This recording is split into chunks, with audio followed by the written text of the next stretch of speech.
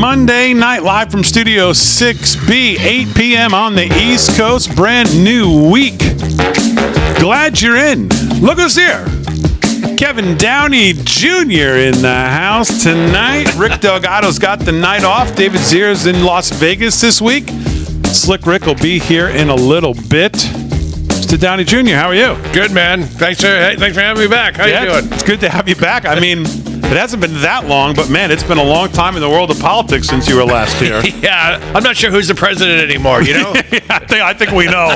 I think we know, and it's not lame duck lame-o. We know that for sure. Yep. Especially his display today. Oh. Did he wish Mike Johnson dead today? Is that what he did? He said he's DO. He's. Someone said to Biden, Mike Johnson says your Supreme Court bill there, Mr. Constitutional Lawyer, who obviously missed Civics 101, is DOA. He said, well, yeah, he is too. I love that the guy who's been in Washington, D.C. for 50 years wants term limits on other people. Yeah, I know. It's just what a jack pudding. We'll get to that. We'll get to the well, you know, I mean, this is no surprise to anybody who pays attention. This is a party who has had their sights set on the Supreme Court. This is a party who has their sights set on making a state out of Puerto Rico and Washington, D.C., so they can get 2 more senators, so they can... Their sights are set on whatever it takes for them to have eternal, everlasting power. And the Supreme Court is clearly been in their sights for a long time. Chuck Schumer has as much said. Joe Biden has much said. Kamala Harris has much said. The whole entire party has much said. And Biden today, in really what is a total effort in total futility. This is just red meat for the base. This is red meat for the media. This is red meat for people like Sheldon Whitehouse to go, oh, look at this. Biden wants what? Oh, I just happen to have a bill here.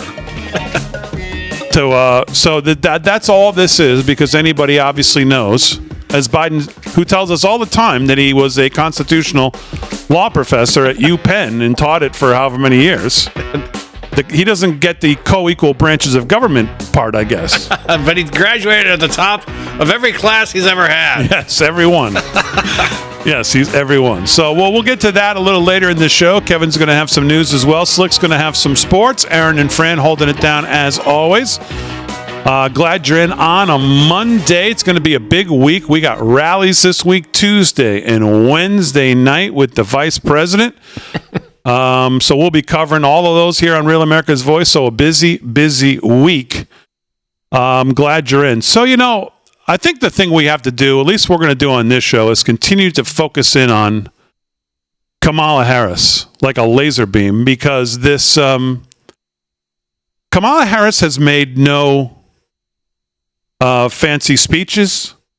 Kamala Harris has not come up with any fancy policy initiatives in the last 2 weeks. She has not made any brilliant speeches in the last 2 weeks. She has not come up with any policy ideas or changed her stance on policy. She has not come out for something new that makes us go, oh. Well, no, she hasn't done any of that. She's done nothing at all to make anybody who's paid attention think that she is anybody other than who she is. The only change that has happened is in the media. The Pravda Praetorian Guard media, which is back now after maybe 24 hours of maybe thinking they have a job to do after the Trump assassination attempt, are back to full-on, in the tank, Praetorian Guard for Kamala Harris.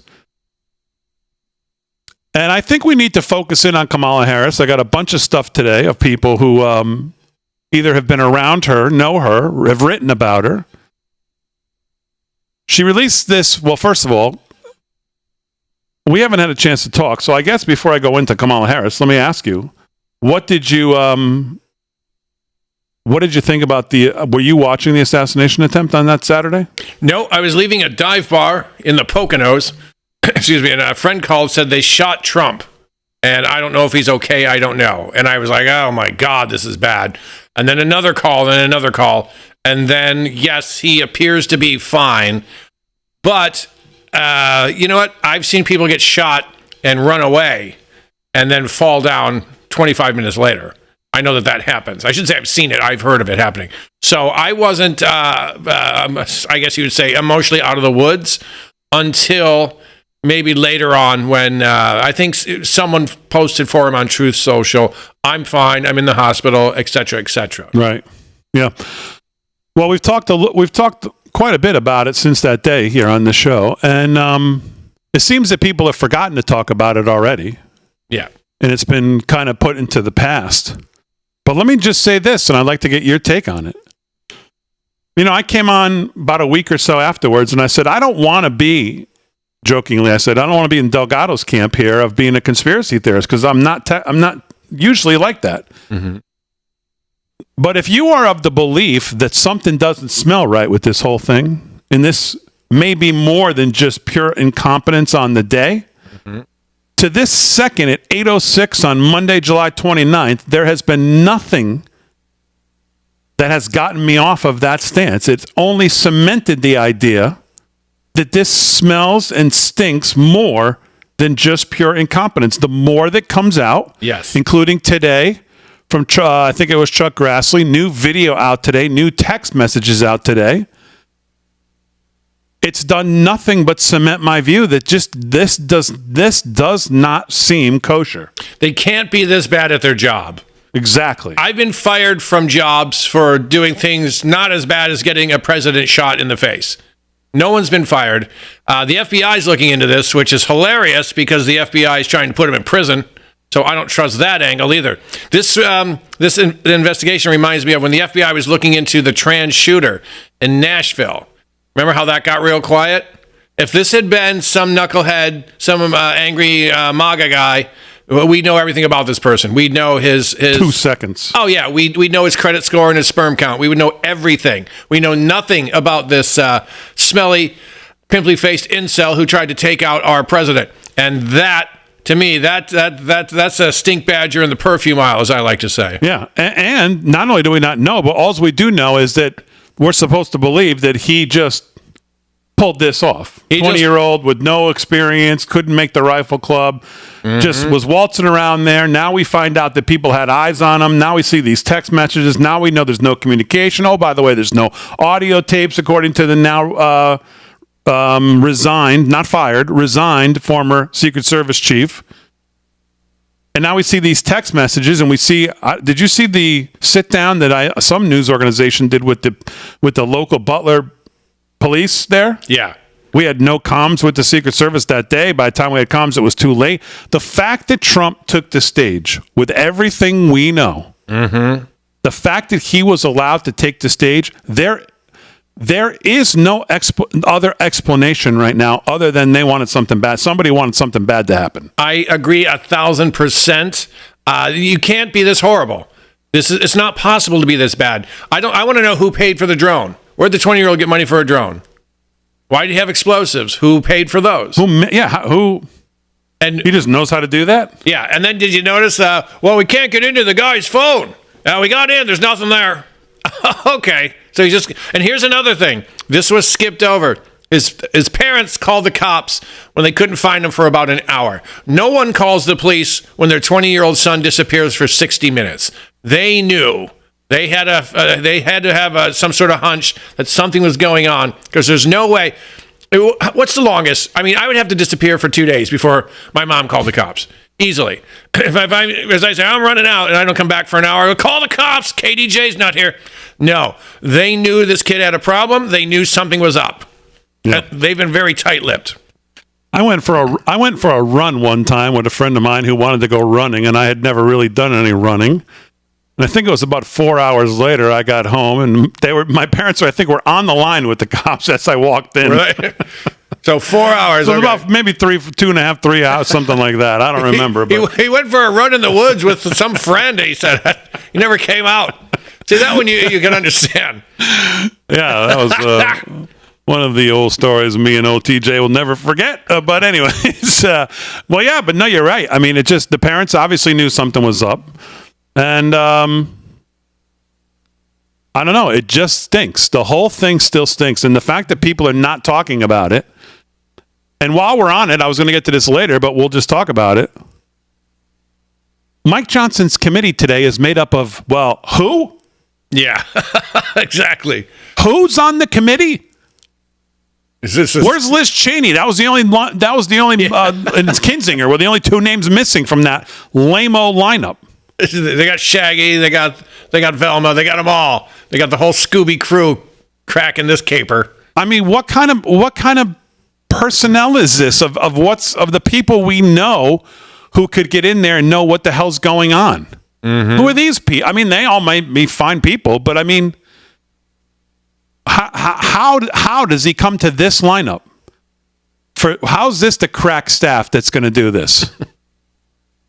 It's amazing to me that something's going on and no one wants to get to the bottom of it, which either means they're all in on it or there's enough in on it and no one wants to drag down their uniparty friends or something. I don't know. But we have to find out why there was no one on that roof. First, it was too slopey, which means you can hide from the Secret Service on your doghouse, folks. Remember that one because there's a slope there, too. You can also, it was hot. It was hot. Those people who stood in line for 6 hours, they were fine. But the cop up on the roof for an hour, I can't handle that. Ooh. Not buying it. Yeah. I'm not buying it. I'm not either. And how is his gun there? Was it there? Right. Where was it? Was it left there for him? I mean, we know nothing. Why haven't we seen it? We all actually the Warren Commission screwed up on the type of gun that was used to kill JFK. They said it was a German Mannlicher. It wasn't. It was an Italian Carcano or Carcano. I'm not sure how you pronounce it. So even they screwed stuff up. But why haven't we seen it? Is there a folding stock? I want to know because the folding stock that was mentioned from Chris Ray. Right. That was easier to hide. But let's see it. Why haven't we seen it?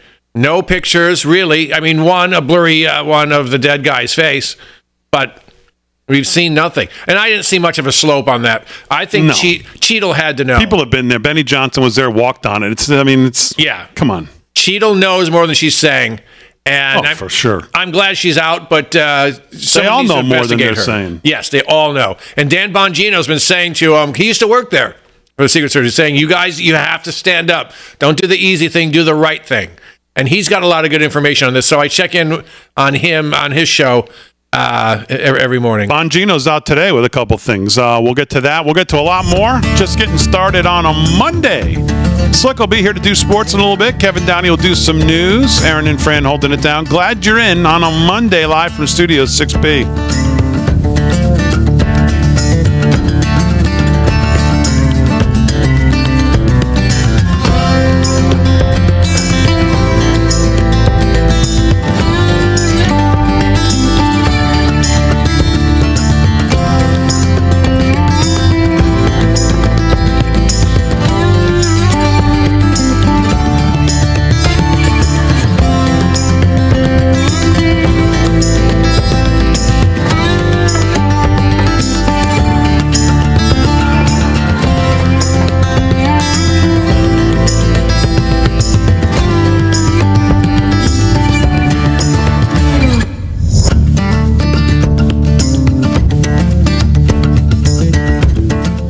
We're live. Social media on a Monday. Glad you're in, everybody. Welcome on in. Make sure you hit the like, subscribe, whatever you're watching on. Raymond on Facebook says, welcome back, KDJR. Nice to see you back on the show. Thank you all. Oh, look at CIA probably scrubbed the house. I absolutely believe that. I absolutely believe it. Kevin has a good taste in clothes. Thank you. Speaking of taste in clothes, guess what I hear? Speaking of tasting clothes, look who's rolling in. What's up, guys? Slickster, how are you? Good, Big D, coming from the meeting. I'm here. I know you are. Hey, Kev, good to see you back. They were asking for you. Where's Kevin? They've been asking. We're talking to him right now? He's back. He did, but I actually don't even know what he's doing. I think he's got another prom. Yeah. Grandmad 52, thank you. Tree Finder, love Kevin D. Thank you, Tree Finder.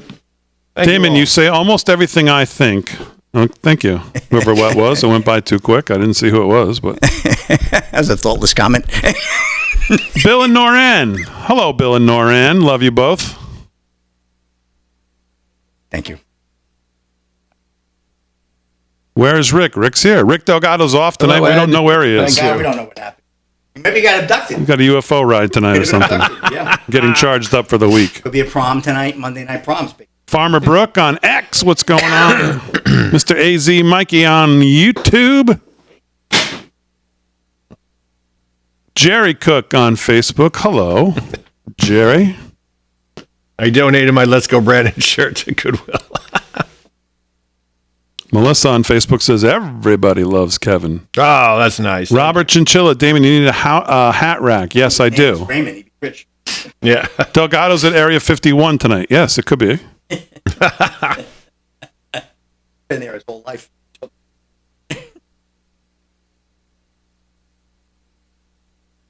Thank you, Mao Man Me. Very kind of you.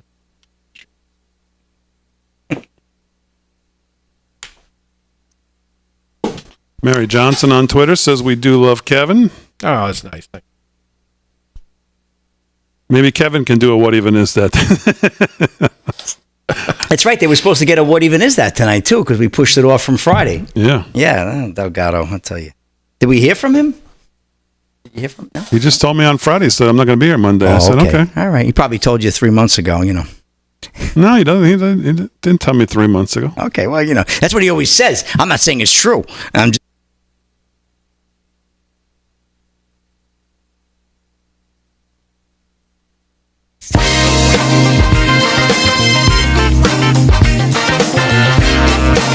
All right, 17 past the hour, live from Studio 6B on a Monday night. Slick Rick's going to do some sports. Kevin Downey Jr. sitting in tonight. Rick Delgado's got the night off.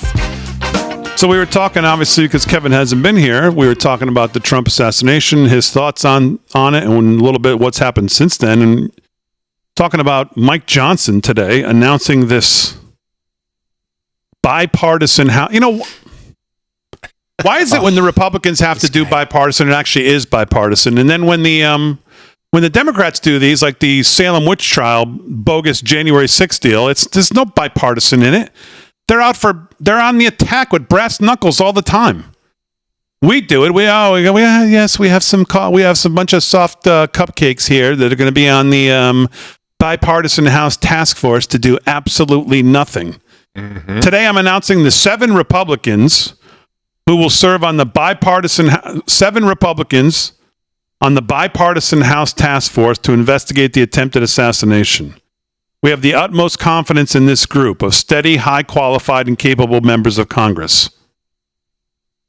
I mean, do these people who are on this stuff, these have to be members of Congress? Is that the deal? We couldn't have a Dan Bongino or someone on anything like this? It has to be members of Congress, I guess. Mike Kelly, PA, he's the first one. Represents Pennsylvania's 16th district, resides in his hometown of Butler, the location of the assassination attempt. He has long-standing ties to local law enforcement community. Oh, okay. Mark Green is a former U.S. Army major, combat veteran, and ER physician.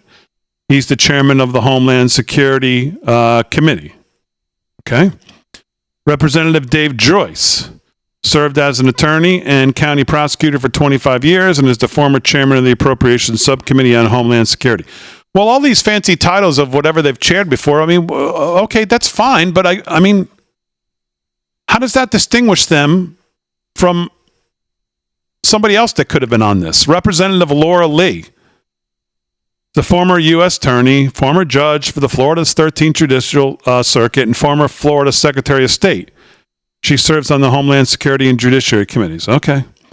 Michael Waltz is retired from the U.S. Army Special Forces and is a former White House and Pentagon advisor. He serves on the Intelligence, Armed Services, and Oversight Committee. Clay Higgins, who I do like, former U.S. Army Staff Sergeant, former law enforcement officer who maintains an active commission and Peace Officer Standards and Training certification. He serves on the Homeland Security Oversight Committee. And Representative Pat Fallon, who's a former U.S. Air Force officer and serves on the Oversight and Armed Services Committee. So, I mean, again, these people might be fine people. They might be fine. But is there anything about any one of these that jumps out like, yeah, that's a person who's not going to take no for an answer. That's a person who's going to go out there. I mean, I don't know. Maybe there is. It's nothing about this. Nothing about this jumps off the page to me. it's suspiciously lacking a firecracker like Matt Gaetz, Marjorie Taylor Greene, someone who's known as kind of a warrior, to go out there and say, why did you try to kill our president? What do you know about this? Tell us everything. I think it's weird that there are none of those people on. Yeah, where's Corey Mills? Yeah. Like, how does Corey Mills not? It should be the first one. Does anybody listen to him talk about these things? Oh, because maybe he's not in line with the company line right now? Is that possibly why he's not on it? Why there's no Tim Burchett. Tim Burchett's been warning us. Any Republican who doesn't vote the way Republicans should vote, that means the party's got something on that person. Where's Eli Crane? Mike Johnson, where's Eli Crane? Where's Corey Mills? Where's some damn experience of people who have actually done this? Who are not just going, oh, okay, yes, Christopher Wray, you're doing a fine job. Oh, the Secret Service, she was great. Not she had a bad day. We don't want people like that on this. We want Eli Crane. We want Corey Mills. We want guys who are not going to toe the company line, who are already not towing the company line, who are going to hold people accountable. I mean, does anyone think there's going to be any substantive action that comes out of this committee made up like this? I mean, maybe there will. I mean, I don't know. I doubt it. No. No way. No, excuse me. I don't see it. And it just stinks more of a cover-up. This sends you down the rabbit hole again. Yep. It just screams like vanilla, like, oh, look at us, we're doing something for it, but they're not doing anything. Like, we're sick of vanilla. We don't want just, we don't want committees in name only. And they don't do any damn things. And they don't get anything done. And there's no answers. You might as well put Kinzinger and Cheney on the damn committee. What's the difference? So anyways, I don't know. But we'll see. That's what we're going to get. Mike Johnson was too busy firming up some more Ukraine money, I guess, when he was doing this. Another $250 million or whatever it was. So maybe he was too busy doing that. I don't know. He doesn't fight like this over the budget. We know that. He won't fight like this over the budget when it comes to things. I like Clay Higgins, for sure. Yes. But I don't know. I'm not jumping up and down again about anybody else, so maybe they'll prove me wrong. All right, let's do, what is it, 23 past the hour? You ready to do some sports? Look, you need a little more time. All right, we'll do some sports. Sports is brought to you by MyPillow. LFS6B is the code to use if you shop there. Slick, what's going on? All right, well, I got to get into the Olympics a little bit. I got no choice, got to report on it. Not very happy with the opening festivities. Of course, I got a great story from Pat McAfee coming up as well. You know how many seconds of the Olympics I watched? None, I bet. That's exactly I'm watching a little. You know, I do enjoy the gymnastics and some of it. But you know what? I got to tell you, it just isn't the same, Big D. It's very easy to be involved in something else and completely forget it, where once it was like a national event, right? No more. Anyway, Major League Baseball, let's get to that. Guardians right now blanking the Detroit Tigers. Sorry, Kevin. 7-0 top of the seventh in your hometown there, Detroit. They're not looking too good. The pain. The Yankees over the Phillies down in Philly, 7-2, mid-sixth. We got a rain delay right now, top of the first, Blue Jays and Orioles, a little rain in Baltimore. The Reds right now blanking the Cubs, 3-0 in Cincy, bottom of the fifth there. Bottom four, Mets leading the Twins 3-1. Red Sox 7-1 over the Mariners, bottom of the fourth. Rangers over the Cards, 1-0, middle of the third. No score, Braves and Brewers, top of the second. Bottom first, again, no score, Royals and White Sox. And also add that at the end of the one, the Astros hosting the Pirates, no score there yet. Earlier today, Orioles over the Blue Jays. They completely bombed them 11-5. And then the nightcap game, 9:40, we got the Nationals taking on the Diamondbacks. So we'll get to, Novak Djokovic was on the court today, so we'll get to that as well, Big D. But want to get to this Pat McAfee story first, and this was a little bit earlier as well. Pat McAfee blasts Olympics over controversial opening ceremony. We just want it to revolve around sport. And that's the job that I have, especially on conservative news network here. I mean, I have to do sports here, and I know most people, they're still intrigued by sports. A lot of us still have our teams. We root for our Steelers and our Cowboys and our certain teams, our Yankees, and of course a lot of the other teams that are out there, Dodgers. But quite frankly, it really is a bad blow for sports when you see what's going on in Olympics. And Pat McAfee blasts the Olympics over controversial opening. ESPN's Pat McAfee has added his voice to those condemning the organizers of the Olympics for the satanic and blasphemous opening ceremony program produced by an activist French artist. This is Warner Todd Houston of Breitbart reporting. Last Friday's opening ceremony included a dance production that ranged all around Paris. It included street scenes inside famous historical buildings, across bridges that span the River Seine, and segments in the Seine itself, or maybe in Seine after this ceremony. But while the dance numbers were infused with numerous LGBTQ representations, the fashion show and catwalk segment drew the most criticism for a sequence that seemed to parody the famed Last Supper painting depicting Jesus Christ and his apostles. Eventually, organizers apologized in a non-apologetic way, you know how they roll, and even removed the video of the various dance numbers and catwalk scenes from YouTube. You know, we're going to close here, but Big D, how do you explain that to a kid that you're sitting with, trying to watch the Olympics, you're trying to talk to them about sport, and they show some crap like that? How do you explain that to a 12, 13-year-old child, much less a kid that's younger? I can't. Very carefully. 26 past the hour. We'll do a little more sports. We'll do some news when we get back. Glad you're in on a Monday night.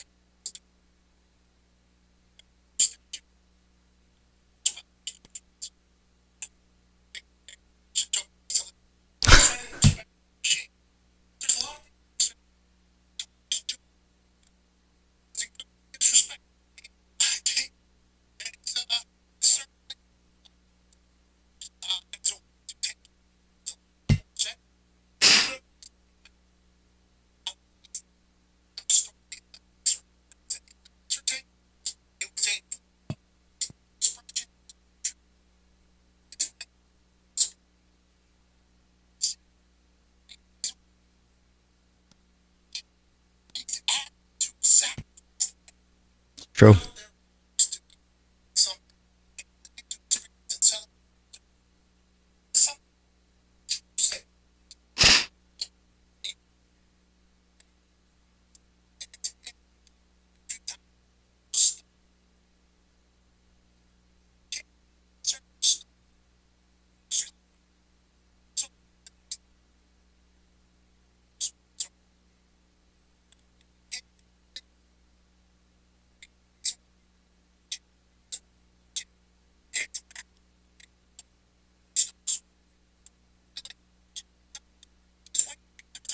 Yeah, I mean, he makes a good point.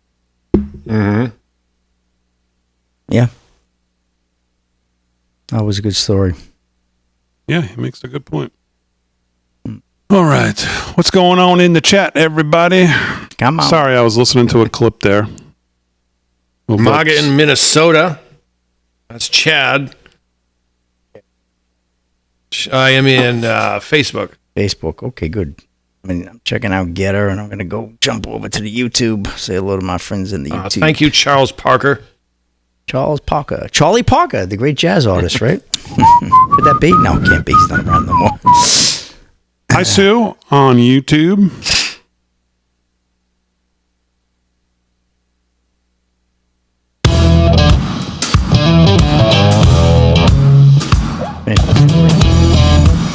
All right, 30 minutes past the hour, live from Studio 6B on a Monday night. So I watched the Pat McAfee clip that Slick was talking about in the break there. He makes a good point. He makes a good point. This opening was ridiculous, and it's ridiculous that the opening drives people away to watch some of these athletes who spend their whole life getting ready for this, couple weeks or a couple hours for, depending on how many events you're in. And a lot of us want to watch it. It's just not watching it. I'm just done. I'm just not watching it. And it's too bad because there's a lot of them there that, I probably would enjoy watching, but I'm just not gonna. Nope, I know. Exactly. No, it just doesn't have the same passion for me, the Big D. And instead of putting some guy, David Jolly or whoever this guy is in charge, why don't we put somebody in charge of making these openings that, okay, I get it. You want to tell the tale of the history of France or wherever these things are being hosted. But But to do that, to mock come the on. Last Supper? Come on. That's ridiculous. The statements are way, way too hard. Kevin, you said you might know what's going on. Did you have any thoughts? I do. Thank you for asking. Here's what I think is going on. Christianity is a firewall against communism. They can't stand Christians because a strong Christian will not follow communism. Now, I believe, and they've been going after Christians here in the United States for 20, 30 years. And at the same time, they're saying, hey, you Christians are bad. They're also saying, oh, don't forget, you can't mock other cultures or religions because that would make you biggity. So you're the bad guy. Shut up and take it. Now, you notice they're going after Christians. You notice who's burning the world right now. That would not be Christians. That would be Islam. Yeah. They'll never do that. No, they'll never go after that. No, never. Because property. Their drag queen heads would be cut off by the time the little festivities were over. So they're going after Christianity. They're always going to go after Christianity. This is why your gay nephew hates Christians, but is part of Jews for Palestine. Right. Even though they are throwing gay people off of buildings over there. And let's not forget beating the potato salad out of women who show more than a little ankle as they're walking down the street. But Christianity is the enemy of the globalists. That is what we're seeing, gentlemen. That is what I believe. That's absolutely 100% the 100%. And this is why there's so much hate for President Trump as well, Big D, because what does he stand for? President Trump is recognized as a man of God. My parents, born-again Christians for 50 years, and they love President Trump. They absolutely love him. They don't question any of his policies. Why? Because they trust the man. And that's why they hate Trump. That's why they hate Christianity. And this is the attack you're seeing. And what's scary is they're influencing that next generation, or in our case, maybe two generations, behind us. But they're going after that, that 10 to maybe 25-year-old group, that 15-year window that my nieces and nephews sit in. So it's funny when you make that comment, but it kind of resonates with me, Kevin. That's who they're going after, and they're trying to set that tone of Christianity out, communism or socialism, whatever it is that they're going to drive. They won't use the word communism. That's a little too strong for people, right? Yeah, they will. They will. They'll go more socialism. They'll hold the banners that say it right there on it. Yeah, I don't know about if they'll have the sickle out, but they could. But that's the whole point, and that's really what we're trying to get out of the Pat McAfee conversation. As far as that went, Big D. But one more conversation here, or one more story coming out of the Olympics. So Iraq, of course, they're weighing in now. Iraq demands Olympics keep Israeli flag away from theirs. IOC, fortunately, says no. This is John Hayward of Breitbart. Herda Roof, head of the Iraqi delegation to the Paris Olympics, said on Saturday that the International Olympic Committee, known as the IOC, has refused Iraq's request not to display the Israeli flag next to theirs during soccer matches. When we arrived at Lyon Stadium, we found the Iraqi flag displayed next to the Israeli flag. Raouf complained to Agency France Presse AFP. Raouf said his delegation emailed two requests to the IOC to move the Israeli flag, move it out of the whole stadium, as far as I'm concerned, right? But the IOC refused both times on the grounds that all participating national flags must be displayed in alphabetical order. That's their protocol. Israel's soccer team played at a different venue, the Parc des Princes, under heavy security against possible terrorist attacks. French police are investigating death threats against 3 Israeli Olympic athletes and said hate crimes were threatened during Israeli soccer matches. The match went off without terrorist incidents on Saturday, although there were plenty of hate crimes, including Palestinian supporters waving banners that read Genocide Olympics and making gestures of an anti-Semitic nature. As a spokesman for the Paris Olympics put it, Israel national news cited social media videos that showed protesters making the Nazi salute and chant during the Israeli national anthem. The Israeli team lost to Paraguay 4-2. Israel's first match of the Olympics was a 1-1 tie against Mali last week. The Israeli team's last chance to advance into the knockout stage of the competition will be a match against Japan tomorrow. Iraq does not formally recognize the existence of the Jewish state and has outspokenly supported the Palestinians ever since the brutal Hamas attacks on Israeli civilians on October 7th. The Iraqi government refused to condemn the October 7th atrocities. The Iraqi parliament passed a law in May 2022 that makes it a crime to normalize relations with the Zionist entity. The law, originally proposed by influential Iraqi Shiite Muslim cleric Muqtada al-Sadr, imposes penalties up to life imprisonment, even the death penalty for Iraqis who take steps to establish normal diplomatic relations with Israel. So we know the Olympics has long been, for decades, longer than I've been alive, have been a statement, Big D, for politics, right? We remember the fight the power symbols way back in the 68 Olympics, right? Then we remember the great George Foreman with the American flags when he won the gold in 68 in Mexico City. I remember that as a very young child. And a lot of political statements. We had the shootings, right, of the Israeli athletes back in the 72, the Munich Olympics. That was a tragedy. So there's been so many statements made. The statements now, to me, are like paper tigers, though. A lot of BS, a lot of social media crap. You know, it's not where, thankfully, it's not as violent as it once was years ago. But the point being is the Olympics is a platform every 4 years for tremendous social statements.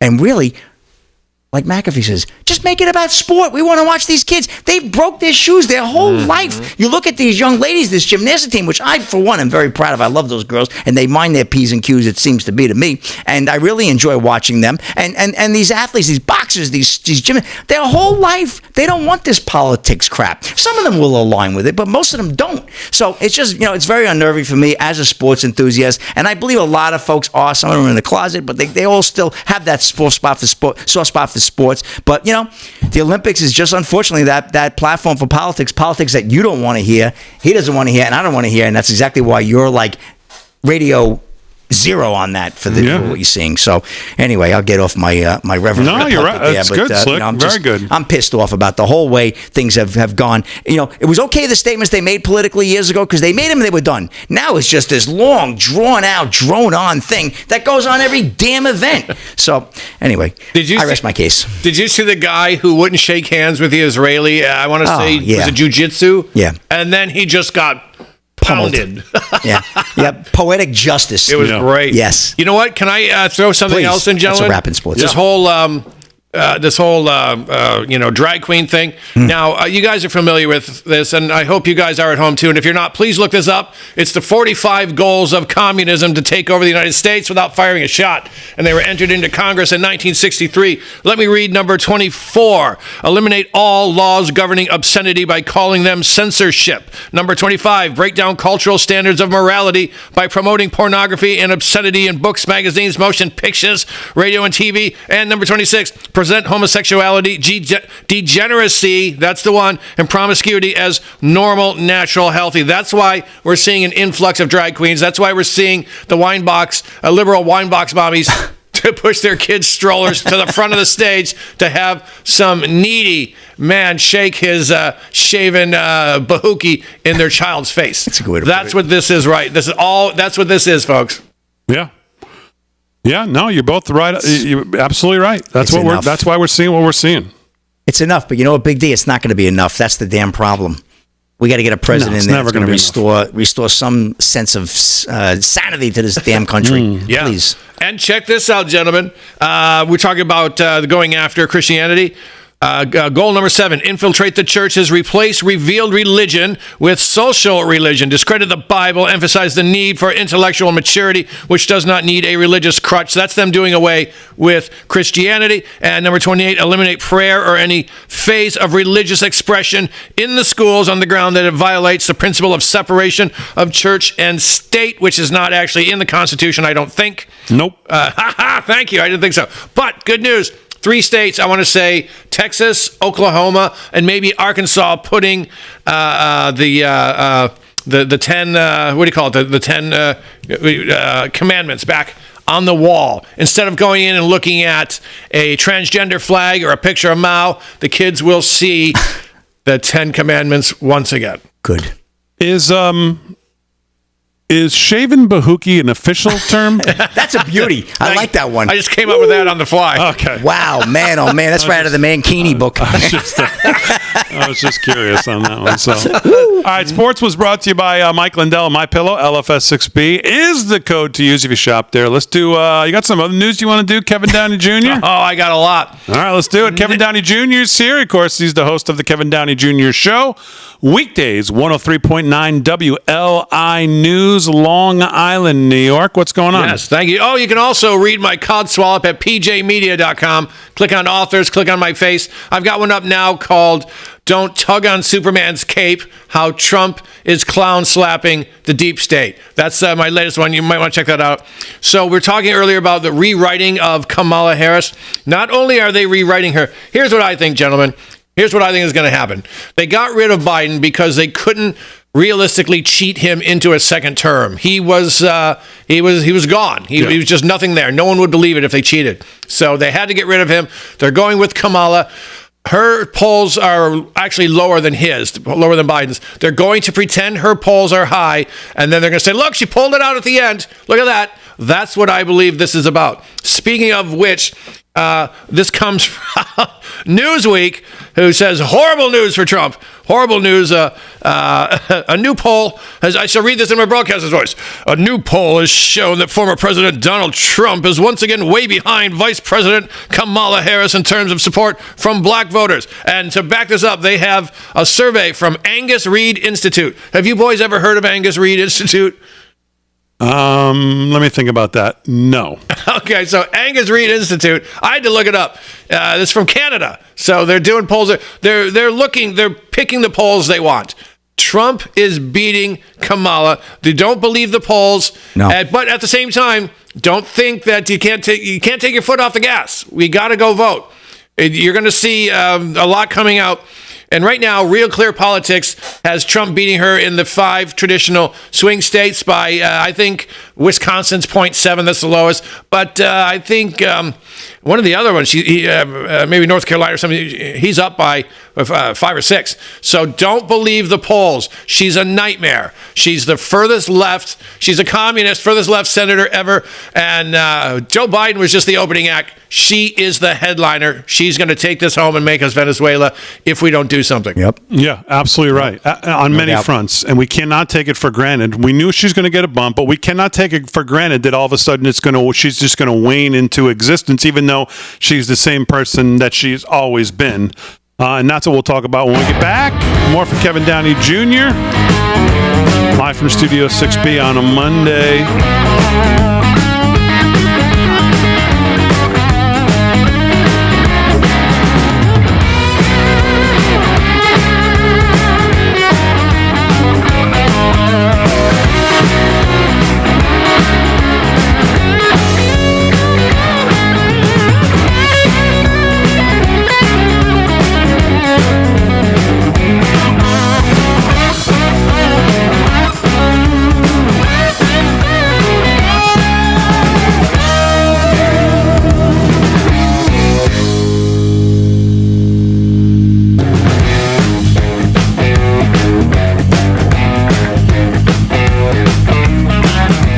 Admiration for Prince, but yeah, she's cool. Come on. How's the radio show on going? Facebook. Good Monday evening from Wisconsin. Good. I got a new sponsor. Are you guys familiar with Old Charter Bank? Well, yes, I have heard of them. Old Charter? I've heard of Yeah. them. Old Charter Bank, yeah. A bank for conservatives. Yep. They won't Yeah. debank you. Old Glory. Old Glory. Sorry, I said Old Charter. Old Glory. Old Old Glory, right. Glory. Yeah, dude, Yeah, that's John Rich's. Yes. You know them? You knew them, right? Old Glory. I just said Old Charter. I'm an idiot. They're my new sponsor, and I just screwed it up. There was a connection there. Old Glory. Yeah, John Rich. It's funny, you said that, and I was thinking of Old Glory. Let's see. Ben Carson's part of it. Yeah, Larry Elder. Larry Elder. Yeah. Right, Larry Elder. Yeah, new sponsors of mine. They're great. I'm switching everything over to them. Everything. And Are they available in New York? yeah. Oh, they are? Well, they're mostly online. They have one building, but they've got I think 88,000 ATMs. You can deposit cash into them. You can deposit. You know what? Truckers love these guys because I don't know how much you guys get out into the heartland. Like in Michigan, we've got these huge truck stops called Loves and Pilot, and you can deposit cash there. And sometimes, I mean, comedians get paid in cash. I don't know what truckers get, but truckers love Old Glory Bank. And I'm putting everything over because I'm done giving money to people that hate me. I left T-Mobile for Pure Talk. Yep. You know what? There are these clowns, these comic clowns who send emails to the venues that I'm working. That guy, he's conservative white supremacist. He does this, he writes for that. So once they go, like, I never wanted anyone to lose money, but once they go after us financially, they're trying to starve us to death.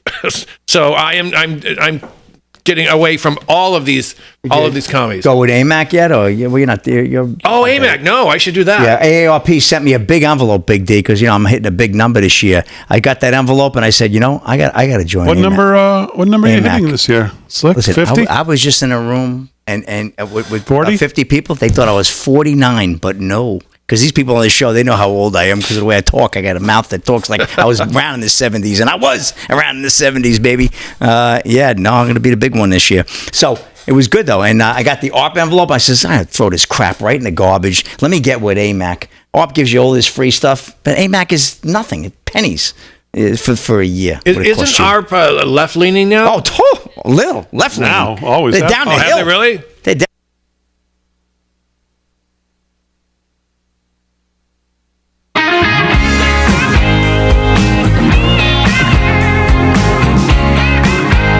All right, 13 to the hour, live from Studio 6B on a Monday night. Kevin Downey Jr. sitting in, Slick's doing sports. Aaron and Fran holding it down as always.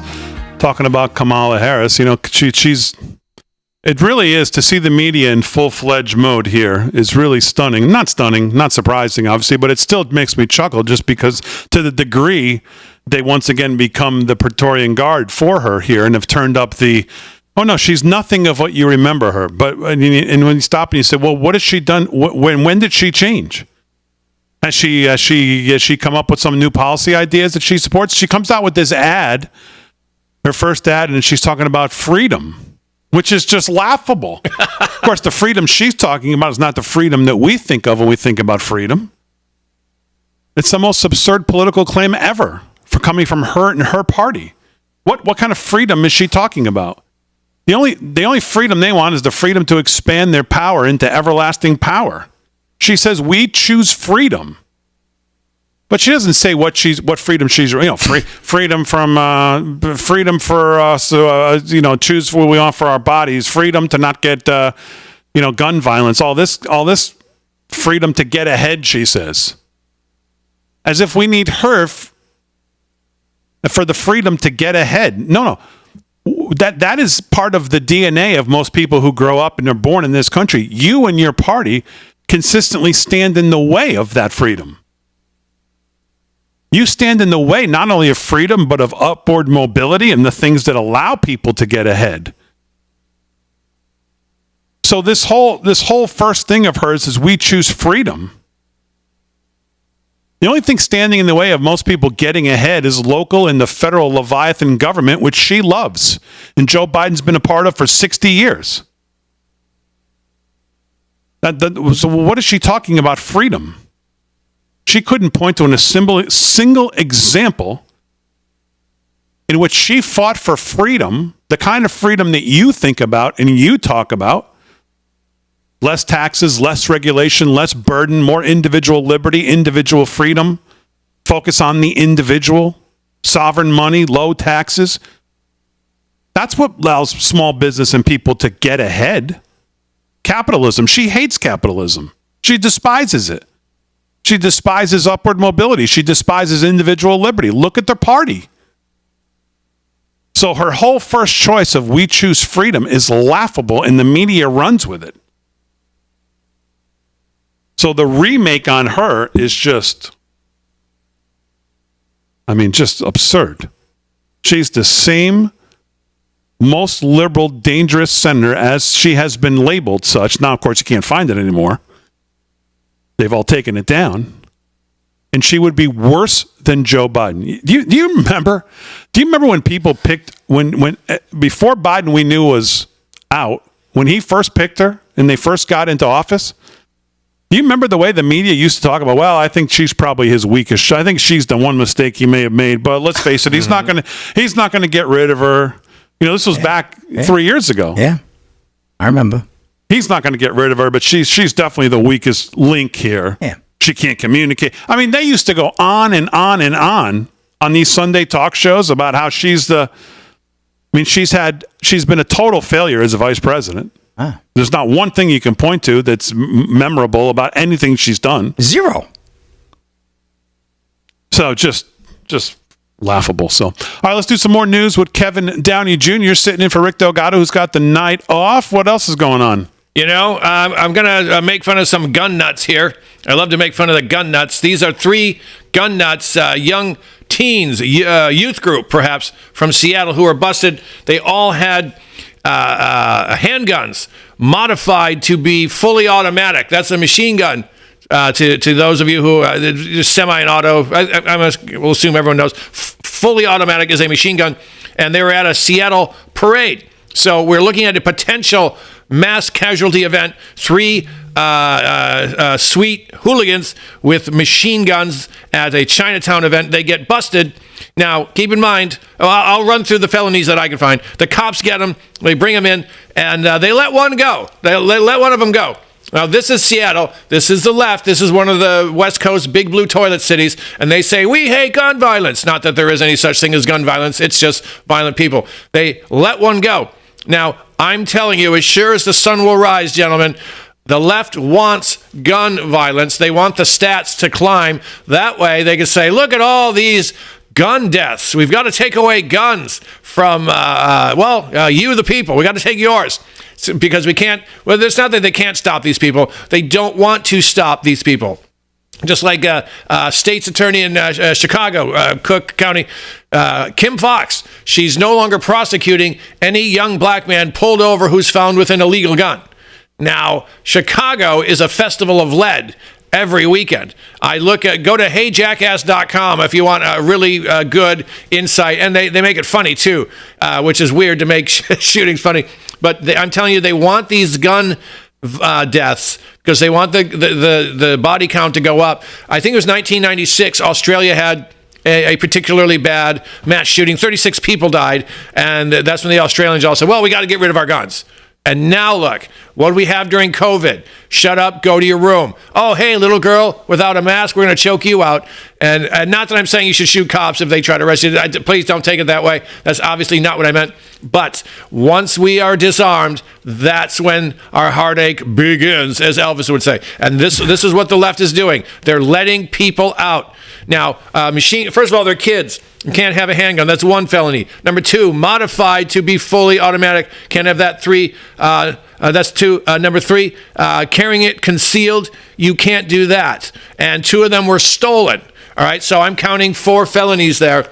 But they let one go. And I promise you the other 2 will be out within a day. This is happening. They only want, they say, oh, look at all these gun deaths, but and especially in the black communities, they're relying on people to shoot each other. They want them to so they can take your guns. Otherwise, because you'd think if you hate guns, well, why not keep them in jail? Well, because you don't hate guns. You want the crime stats. That's what I think. Yeah. Look what's happening, by the way, in this election down on Maduro. They're shooting at the citizens now. Yep. Talk about not wanting reasons not to give up your guns. I mean, they're taking shots at the government is now going after the citizens. I mean, that's a whole mess. But I saw a video today. Yep. And it's only going to get worse. And now they're hoping the army comes out on the side of the citizens. But it's not working out that way at all. All right, a couple minutes here. So before we hit the top of the hour, just quickly here, do you think the media has been told what the new catchphrase is? The talking points have gone out. Check this out. Some of what he and his running mate are saying, well, it's just plain weird. These guys are just weird. That's where they are. As weird and creepy as J.D. Vance. Super weird idea from J.D. Vance. Yeah, it's not. I mean, it's quite weird. They're just plain weird. Just plain weird. Just plain weird. That stuff is weird. They come across weird, and then they start being weird. Yeah, they're weird. Being a really weird. He's such a weirdo. Donald Trump and his weirdo running mate are weird. Deeply and profoundly weird. They are weird. These Republicans just being weird, it's just weird. It's really weird. Republican weirdness goes even deeper. He said a lot of things that are weird, a weird style that he brings, weird policies. Let's start with the weird thing, because it is a thing. Just plain weird. What was weird was talking about Diet Mountain Dew. Who drinks Diet Mountain Dew? You ever seen the guy laugh? Yes. That seems very weird to me that an adult can go through 6.5 years of being in the public eye. If he has laughed, it's at someone, not with someone. That is weird behavior. Weird and cultish. These are weird people on the other side. He kind of doubled down on his weird ideas. I think weird is probably generous. Simply weird. These guys are just plain weird. Vance as weird? You know, as the campaign said, weird. It really is just plain weird. J.D. Vance, plain weird. No, I mean, I don't know how else you could read it. Weird. It is kind of weird. We're not afraid of weird people. The other side, they're just weird. Why are you being so weird? Vance has done something more extreme, more weird. No matter what kind of weird stuff they keep saying. Trump and Vance are just weird, in addition to being dangerous to democracy. I mean, that's like a couple days worth. That's crazy. Yep. They don't try too hard, do they? Wow. Talk about word of the day. Hey, we're gonna say weird on our program tonight. What are you guys gonna do? Well, Hey, we're gonna say it too. Weird. Is weird bad even? That's the narrative from the Kamala campaign. Weird. Weird. He's weird.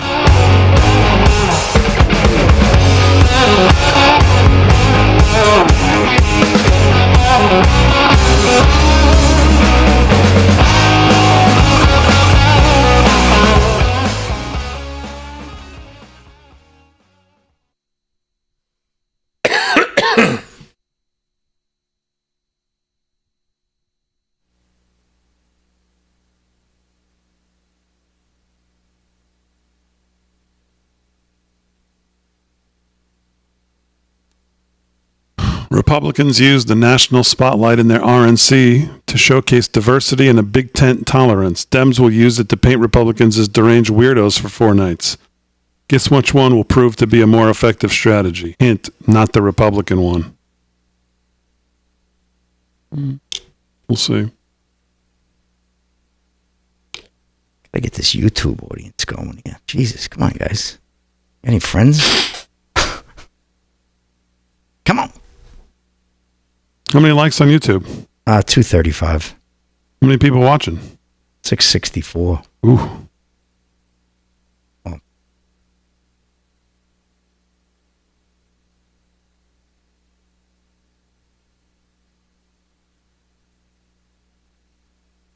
Keep.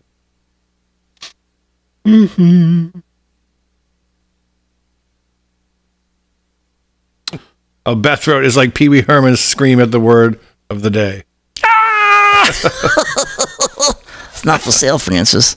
Remember him? Oh my god. I can't hit the high notes on Pee Wee anymore, but I used to do a good Pee Wee. Pee Wee.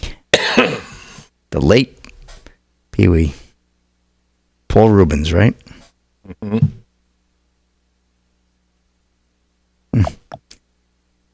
Bum, bum, bum. Tree Finder, Slick is on fire tonight. I lost the whole career by going to the theater, huh?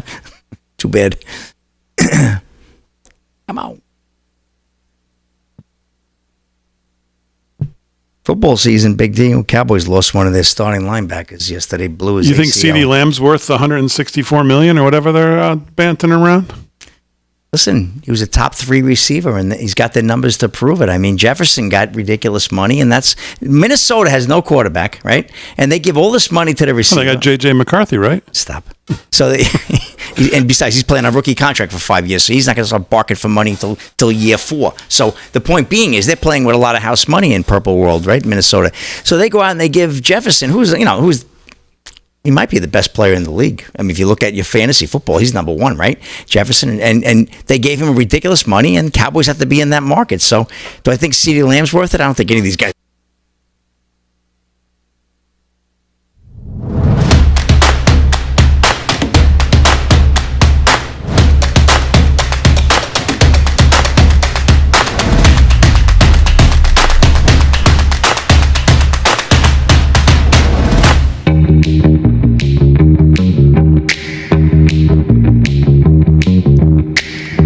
All right, hour 2, 9 o'clock.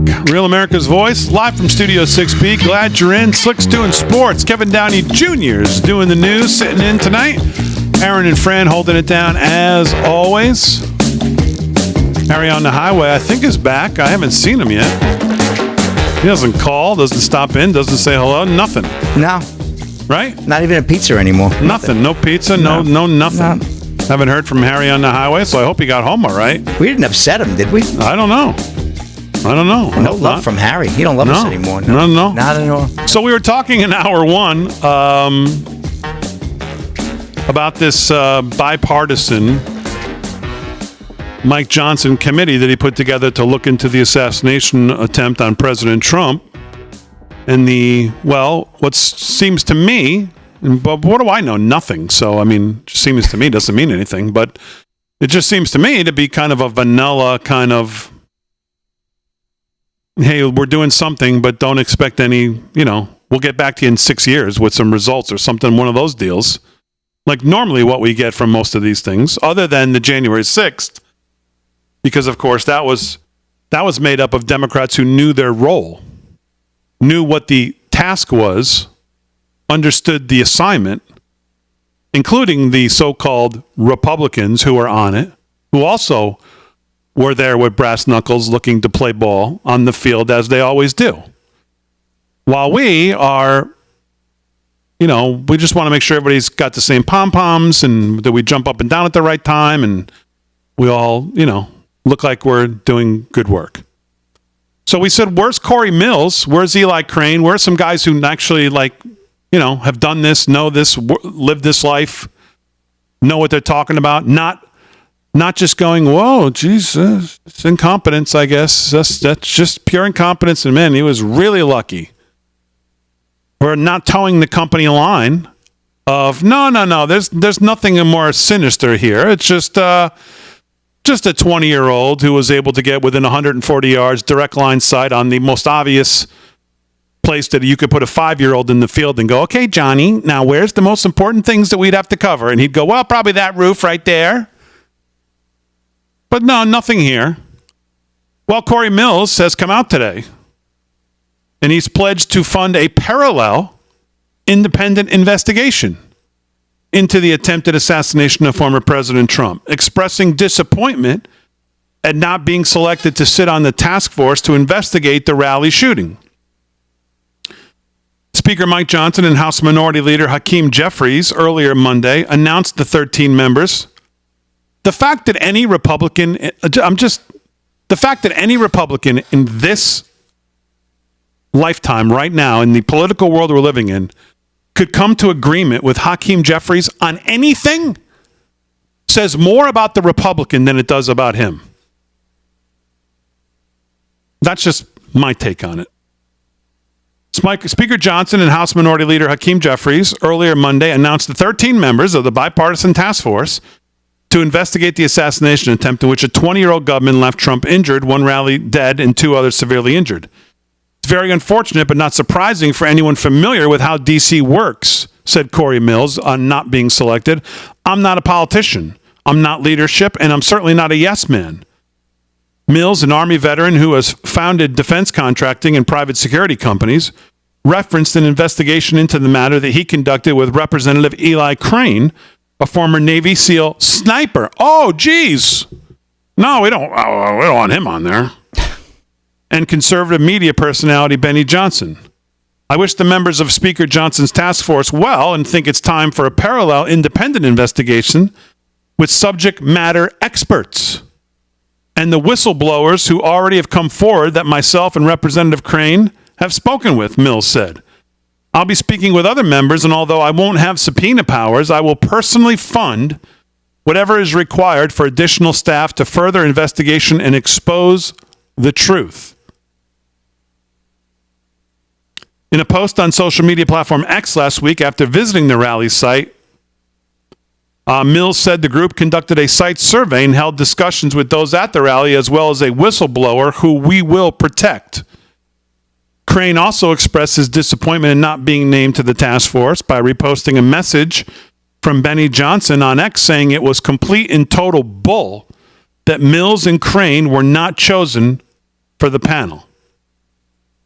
Speaker Johnson said last week he wanted those on the panel to be members who have experience in the areas in question. Well, what areas would that be? Keeping your mouth shut and make sure you don't talk out of line? The chair of the task force will be Representative Mike Kelly, who represents Butler, PA. Now, again, I don't know Mike Kelly that well. I don't know his background. Maybe he's fine for this, but when I see that, if he's not from Butler, PA, is he the guy, the chair of the task force? It just seems like, oh, you're from there. Okay, you get the job. Right? Mm-hmm. And maybe he asked to be on, but I would take an Eli Crane over three of that guy, whatever his name is. I don't know him. We have the utmost confidence in the bipartisan group of steady, highly qualified, and capable members of Congress to move quickly to find the facts, Johnson and Jeffries said in a joint statement. So all lovey-dovey there between the speaker and the House Minority Leader. They can agree on people. It's kumbaya time, folks. Don't worry. You think it'll be the same kumbaya time if they get... I mean, come on. It's just never ends. Never ends. All right. 7 minutes past the hour. Let's do some sports since we didn't do it in the last segment. Sports is brought to you by Mike Lindell and MyPillow. LFS6B is the code to use if you shop at MyPillow. Gives you a great savings on all the great stuff from Lindell. Use it at checkout. Promo code LFS6B. Slick, what's going on? All right, Big D. Well, Olympic update in tennis. Nikolai Djokovic, talk about passing the torch. Well, he rocked Rafael Nadal earlier today in the men's singles tournament, round 2 in Court Philippe Chatrier. 6-1, 6-4. Made easy work. He's moving on now to the third round. He is the world number 1 and favored to win the gold medal. So a little while ago, President Trump also weighed in on the Olympics and how he felt about the opening ceremony. Needless to say, he's echoing the same sentiments as us. Trump slams opening ceremony of 2024 Paris Olympics, thought it was a disgrace. Critics say a scene parodied Leonardo da Vinci's acclaimed painting, The Last Supper. This is Ashley Cameron of Fox News. Former President Trump condemned the opening ceremony of the 2024 Paris Olympics Games amid outrage over a scene that critics say parodied Leonardo da Vinci's acclaimed painting, The Last Supper. I thought that the opening ceremony was a disgrace, actually, Trump told the Ingram Angle on Monday. I thought it was a disgrace. The scene depicted dancers and dancers in drag surrounding a table of what appeared to resemble the last dinner between Jesus and his disciples. The French Bishops' Conference said ceremony included scenes of a mockery and derision of Christianity. House Speaker Mike Johnson also condemned the scene in a post on X, writing, "Last night's mockery of the Last Supper was shocking and insulting to Christian people around the world who watched the opening ceremony of the Olympic Games. The war on our faith and traditional values knows no bounds today, but we know that the truth and virtue will always prevail," he wrote. Thomas Joly, the director of the opening ceremony, told French TV station BFM TV over the weekend that the Last Supper was not his inspiration for the highly criticized scene. "It's not my inspiration," he said.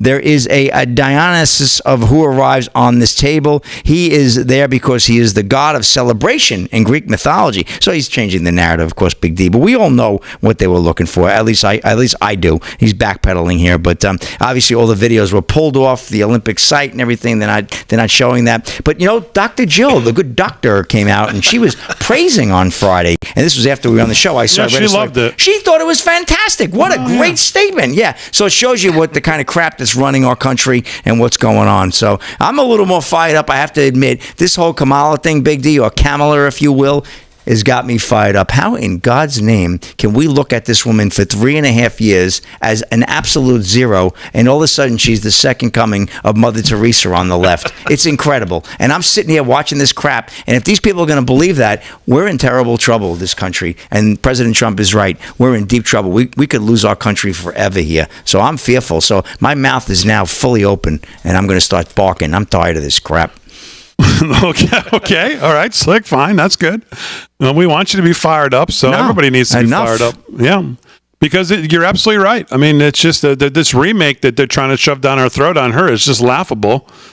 And then they try to point to the polls, like Kevin said before. I mean, don't just come on. It lies. Stop. No, I think it's probably tight. It's going to be tight. Listen, we know it's going to be tight. Even if she ends up getting the nomination and they actually go through with this and she gets the delegates and she goes to the convention and she comes out of the convention as the nominee, there are people on the left. We've said this for years. The left will vote at their own demise. They will vote at their own personal demise, their own financial demise, their own social demise, their kids' demise.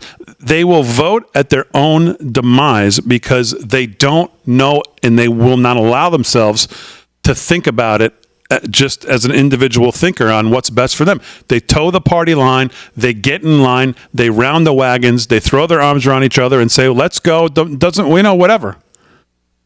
And that's what they do. So we know it's going to be tight because they're going to vote for her whether they got to hold their nose, close their eyes. They're going to do it. Yep. So this is why it's really on the Republicans and the Trump team to figure out how to continue to tell the story of who she is. Number one, I'm just going to say it. I know President Trump and Truth Social is his thing and whatever his contracts and ownership and all this stuff. The fact that he's not on X full-time is a mistake. It just is. There's 500 million people on there, whatever the numbers are, and it's growing exponentially. The fact that we can't hear from him unless we watch a rally or watching Real America's Voice, because in real time, and I like Truth Social, we're on Truth Social. It has 1/100th of the users. And quite frankly, I believe it's a financial burden around the ankle of the whole campaign, but whatever. The finances are made public. You can look into them yourselves. But the Trump campaign has got to get it in gear. Their social media team's got to get it in gear. Their ad team's got to get it in gear. We've had a couple good ads. Dave McCormick had a better one. But the messaging, they've got to start messaging the proper way. I don't know what this whole take on the debates is. He's pulling out because he's got to end up debating her. I don't know what this game is of saying I'm not going to debate. I guess tonight on Laura, he said yes, I will debate. But there's a case to be made. He says that I shouldn't. I don't think there is. We need to see you next to her, and you need to do to her what you did to him. Knock her out of the park. Come on. Although she won't give you the, what he did, obviously, because nobody could do that. No. But they better start running like they're behind, and they better start targeting white men, because I'll tell you this, their other side is targeting white women.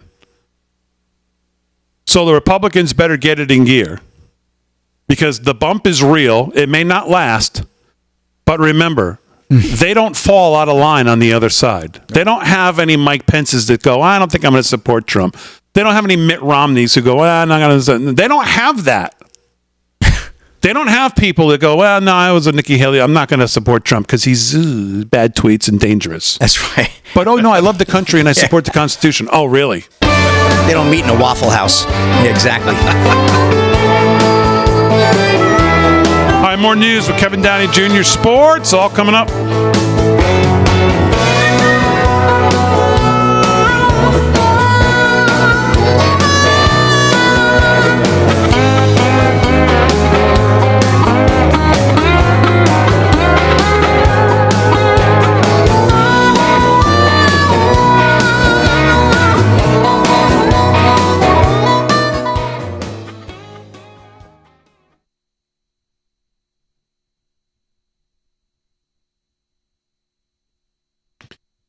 Stevie Ray on X. Damon is exactly right.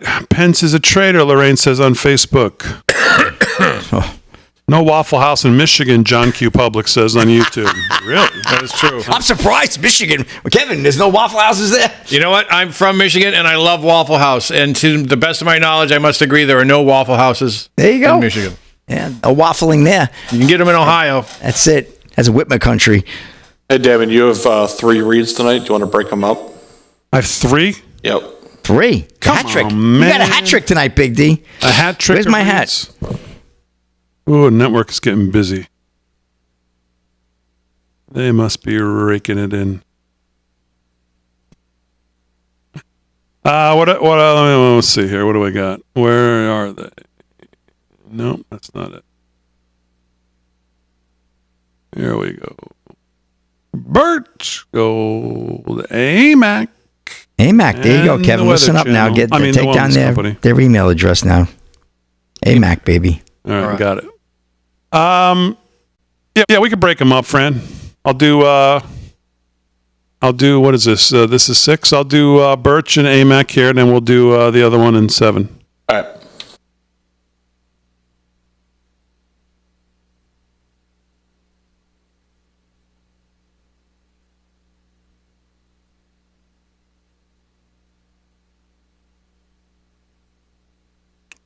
Charles Parker says, "Slick, talk about some football trades. Has there been some big trades?" There was today was there was trades. I didn't see anything. Philip Wilson, really Big D, have you heard about the Brunson case? Yes, we talked about the Brunson case. I haven't seen anything pop off the train. I don't know what the updates are, but we talked about it when it was filed. Those are the 2 brothers, I think, from Pennsylvania. Maybe I'm wrong. I think that's what it is.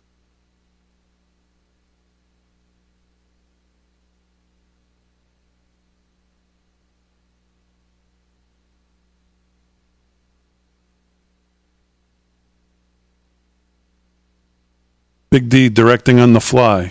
I'm always directing on the fly. People got mad last week that I cut David Zier's clip off, including David Zier, but that's unfortunately what I have to do.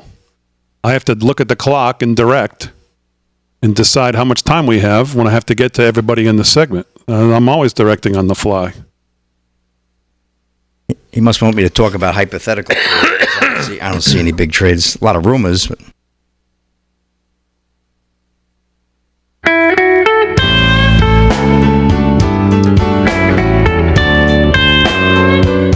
I'll sound like the blues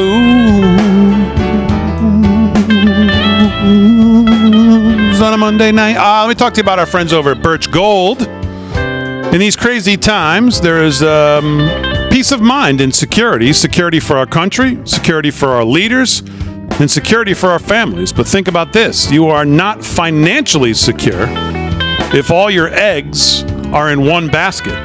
Ain't that the truth? Gold and silver are an excellent way to diversify your savings. They're a hedge against inflation. They're a physical asset that is in high demand globally from the wealthy to central banks. And through our friends over at the Birch Gold Group, you can own physical gold and silver in a tax-sheltered retirement account. That's right. You can diversify an old IRA or an old 401k for no money out of pocket, and you can convert it into an IRA in gold and silver. This is one thing you can do to secure your family's savings. You can do it by texting America to 989898. That's right. Text the word America, send it to 989898, and you'll receive a free, no-obligation information kit from our friends at Birch Gold and learn the role that precious metals play in your overall savings strategy. And that's what it is. You got to have an overall savings strategy. You can't be 100% in this and 100% in that. You got to have a diversified portfolio that should include some physical gold and silver. Text America to 989898. Birch Gold has an A+ rating with the Better Business Bureau. Thousands of satisfied customers. You can count on Birch Gold. Just like we do, text America to 989898 and do it today. Well, you know, in the days following the attempted assassination of former President Donald Trump, the Republican Party has rallied around a powerful message: fight and unite. So how do conservatives across our nation come together to both fight and unite? Well, it's by joining AMAC, the Association of Mature American Citizens, By joining AMAC, you are uniting with over 2.1 million other American patriots. AMAC listens to their members and fights every day to defend your constitutional values and your freedoms, holding your leaders accountable to pass common sense legislation. The larger AMAC's membership, the greater their influence grows. Let's not sit on the sidelines any longer. It's time to take action by joining AMAC. Go right now, amac.us/Studio6B, and activate your one-year membership for only $1. Plus, as a member, you'll have access to exclusive discounts on travel, insurance, restaurants, and more.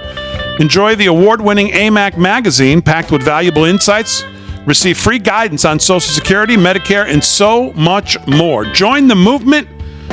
Do it today. The movement of concerned citizens, that is, who are uniting under the AMAC banner to fight for the values on which our nation was built. Visit amac.us/Studio6B, amac.us/Studio6B to start your one-year membership. Hear this, Slick? Yeah. For $1. $1 for your first year. amac.us/Studio6B. All right, 20 minutes past the hour, live from Studio 6B. Let's do some sports. And here with that is the Slickster. Sports is brought to you by Mike Lindell. My Pillow. LFS6B is the code to use. Slick, what's going on? I feel like there's no other stories in sports but the Olympics, Big D, so I got to continue to report on that. Well, someone asked about some trades and stuff in football, but Yeah. I didn't see much going on. No, there's a lot. Listen, this is I did see Aaron Rodgers arguing with his receivers on the he was sideline. very upset with Aaron, did you see that video? sloppy practice. No, I did not see the video. Was it today? Yeah, well, I think he better spend a little less time at the pyramids and have his be there with his team during those. He was arguing with somebody over there on the sideline, saying, I zigged and you zagged when you should have zagged and I zigged or whatever. Yeah. And Well, they got a zig. I think he's like, I need to throw it to the guys wearing the same colors. I need you guys to walk like Egyptians. That's all he's doing. Yeah. You can't be throwing it. When we play the Cowboys, I need to throw it to you, not to them. Yeah, they're not playing the Cowboys this year, though. Well, Wait, was this today, though? Or was this over the weekend? No, today. Well, I think it was. I saw the video today. I'll do the story. I'll do the story on the next segment. I'll get to that for you. All right, here with sports. The Slickster. Right. Slick, take it away. Some highlights here, too. Teams USA men's gymnastics take home the bronze in team final, and they sing the national anthem in celebration. It's the first medal for the American men's gymnastics team since 2008, so pretty historic. This is Ryan Gatos of Fox News reporting. Steven Nedorosik, Paul Judah, and Brody Malone came up big on the pommel horse to help the United States men's gymnastics team win a bronze medal at the Paris Olympics on Monday. Nedorosik was the last competitor on the pommel horse and received a score of 14.866, the highest of any gymnast. Judah scored a 13.9 and Malone scored a 13.7. As the gymnasts watched the rest of their opponents finish up, Frederick Richard and his teammates began to sing the Star-Spangled Banner. There was a ton of support behind the American gymnasts as the crowd even started to chant USA after some of the gymnasts completed their routines. Japan picked up the gold medal and China got the silver. Great Britain and Ukraine just missed out on at least a bronze medal. Each gymnast needed to give a huge performance to attain a podium spot. So good stuff there. Good to see these young patriots out there. I like to see that. I like to hear that. And of course, all the news, Simone Biles, who will push through a calf injury, compete in all 4 events at the Olympic team finals. Biles suffered the injury during the floor exercise warm-up. Ryan Gatos, also of Fox News, on the scene. Simone Biles will compete in all 4 events of the Paris Olympics team finals on Tuesday night, despite suffering an apparent calf injury during the qualification round. Biles hobbled off the floor after she appeared to injure her calf in warm-ups. She managed to power through, I watched it, the injury and score points in the final 3 events of the round. Trainers taped her up at her left foot before she competed in floor vault and the uneven bars. U.S. coach Cecile Landy gave some good news about Biles' injury, saying she said the injury was minor and that there was no plans to sideline her for the Olympics. She's had a rough time in the Olympics, so really would love to see her get out there and do some damage and get the gold for the women. Be nice to see them win that and redeem themselves from Japan, where they just missed out. And I can't believe that was 4 years ago, Big D. We were talking about the Olympics and went so fast the time frame. But we'll get to that Aaron Rodgers story as we close out tonight. Yelling at the Jets. I don't think either of them are going anywhere this year, but I'll report on it. Seems to catch your interest. Fighting words, Aaron. Well, I think she knows. She's been around long enough to know about the Jets. JETS, what does that stand for? Just end the season. And that's a wrap in sports, Big D. Back to you. You gonna take that, Aaron? Turn his mic off if you want. I'm going to turn his mic off. Turn his camera off if you want. We'll do some more news with Kevin Downey here, and when we get back in a second. But one of the things we talked about in the first hour, and I forgot to get to this because you mentioned Bongino. Bongino claims that Trump assassination bombshells are coming soon. This from PJ Media. Matt Margolis today, friend of the show, Matt Margolis. Yep. Dan Bongino has been all over the Secret Service failure that resulted in the near assassination of President Trump. As a former Secret Service agent himself, Bongino has inside knowledge and sources that make him a great source of information that you won't hear elsewhere. He's been there, so he knows how the Secret Service operates. On his podcast over this past weekend, he offered a comprehensive breakdown of the Secret Service failure in Butler County, Pennsylvania, and went over some of the recent developments in the story, such as the fact that law enforcement officers who were assigned to monitor the roof the shooter fired from did not do so because it was quote-unquote too hot. He also revealed a couple of things that he expects outlets to widely report on this week, including why counter snipers waited so long to shoot the would-be assassin. And he said, quote, I've got from a close source, as close as a source as you can get to this, okay? He said, the reason they waited and hesitated was because they were unsure if that was in fact the locals who were supposed to have that post. Apparently they waited for the muzzle flash, which is an unbelievable lapse in security, before they realized that's not us. Wow. And I swear to God, and I maybe I'm wrong, but when you look at the video of the snipers that were on the roof, there's the video of when the first shot rings out. I swear to God, the sniper who's on the roof almost goes back like almost like, wait, what? If you watch it, I'll try to find it in the break. But I swear he reacts in a way. What are you doing? If you go back and look at it, like he can't believe it. Just he like jerks back like he can't believe it almost happened. And I don't think it's him firing that makes him jerk back. I'll try to pull it up in the break, which we're going to hit right now.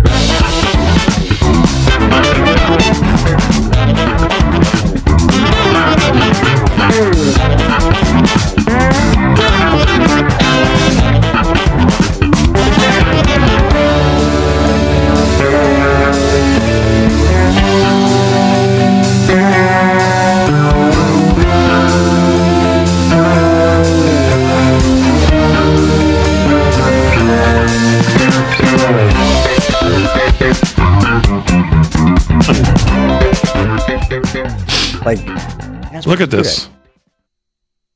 I'm telling you, it's not him. This is not him firing. Watch his reaction. Trump speaking, and then when the first shot rings out, watch him.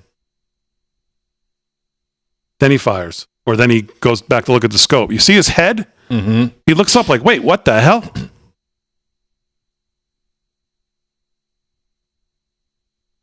See? Yep. Yeah. Now, didn't this guy get 8 shots off before? Yeah. He got 8 rounds, I heard. 8 or 9. That's what I heard. 8 or 9 was the magic number. Or the tragic number, I should say. Wow. See if I can find that video again. Better one.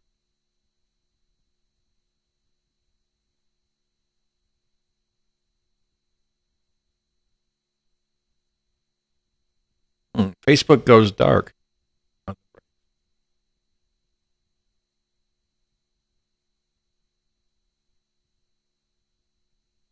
Facebook goes dark? It's dark right now, yeah. Probably because you just showed that video. My stream is still active. Yeah, I see it. Do you? Yeah. Yeah, maybe you need some buffering for that. Yeah. I just buffered. There we go.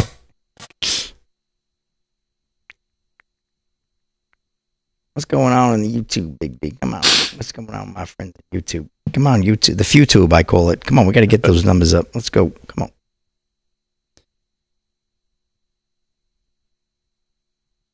Does this one have sound or no? And you know, that's a little bit old, that chart. That chart's a couple of months old. And if you want to really see something that's said, take a look at what happened. That guy reacts like He almost reacts like he can't believe he's like, wait. I saw someone that suggested that he was reacting to not realizing he was as close as he was. He was looking past him until he heard the shot. So that was him looking up, going, he's right there. Could be that too, yeah. Do we know what kind of gun it is yet, or what caliber? Because it sounds like a 22 to me. Has that been determined? I don't know if they released that info at all. I don't think they have.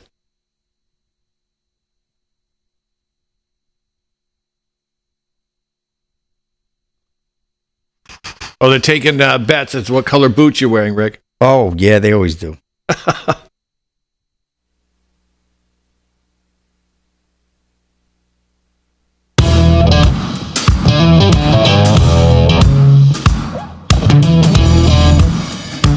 All right, live from Studio 6B, 30 minutes past the hour on a Monday, hour 2. Glad you're in. Slick's doing sports. Aaron and Fran holding it down. Kevin Downey Jr. is going to do some more news here in a second. But just to finish off on this Bongino thing. So he said, I have a close source, as close as you can get, that apparently they waited for the muzzle flash because they were unsure if that, in fact, they wanted to make sure they weren't shooting another cop. They weren't sure if those were the locals that were on the roof, supposedly.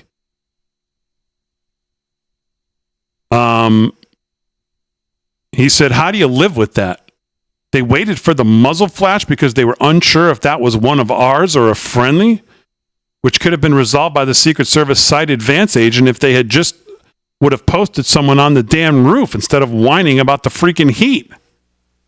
Bongino had some more bombshells that he thinks we'll report on soon. The video we've seen of the Secret Service sniper taking out the would-be assassin is not the kill shot. And that's the one we were just reviewing again, the ones on the roof behind him. That was not the ones who took him out. You're way behind here, he said. You're blowing an opportunity. The video you're seeing going around social media, the sniper team and the black BDUs is all over Twitter and Truth and everywhere. That is not the team that took out the assassin. Send it around all you want. He said, that's not the team that did it. Everybody keeps sending it around. Why these guys hesitate when they shot. They're not the ones who took out the target, which I guess explains what we were just watching that video in the break. And the one guy who's closest to Trump, while just as the first shot rings out, he looks like he's surprised. He kind of pulls back like, whoa.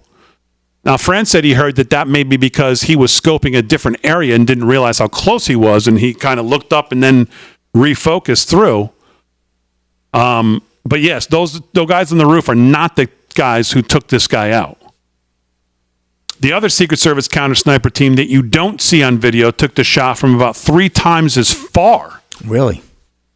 As that in a miraculous shot, and thankfully took the guy out before he shot again and killed Trump. Because he stood back up, he would have killed him. And of course, that was one of my questions. And I mean, I know the Secret Service on stage, they jump in there, put their bodies, they put their bodies between the bullets and Trump. But I mean, it was one of my questions I asked. I was screaming in my living room as it was happening in real time. Why are they standing him up? Why are they standing him up? Get him out of there. Protect his head. Get him out of there.